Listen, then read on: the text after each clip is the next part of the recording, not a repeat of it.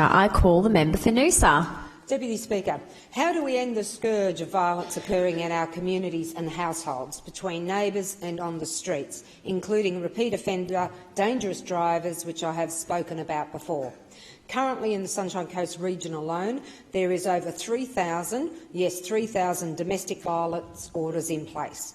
Those orders represent at least 2 residents, often with children, so if averaged out at 3 persons, we are immediately talking about involving at least 9,000 residents. At home in Noosa, over 50% of our police time is spent dealing with violence in our households alone. This is shocking, shameful and preventable. Deputy Speaker, every single Queenslander needs to take a moment and think about how we are contributing.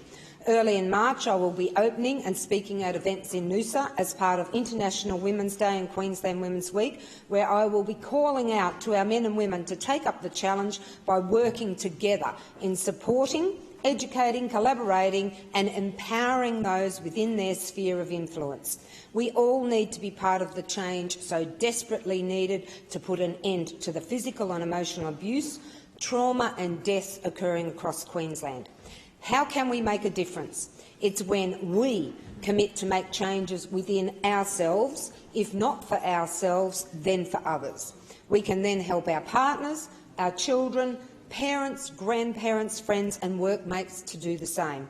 We need women and men working together towards the solution, not separated through labelling or endeavours that create further silos or vilification. We need to re-look at incarceration models if our full capacities in prisons are contributing to sentencing that does not meet community expectations. Deputy Speaker, this cycle cannot be broken without all of us accepting our personal and collective responsibility to each other, whether it be how we communicate, what we normalise in our relationships, the types of posts we like on Facebook, or by simply remaining silent. The question may be, have we all, including MPs, become enablers? I now ask every single person across Queensland of all ages, will you help put an end to this violence, whether that be by becoming more knowledgeable, by attending any of the events during that week, joining an organisation dedicated to creating cultural and societal change, or just by changing one part of your life that will positively impact those around you.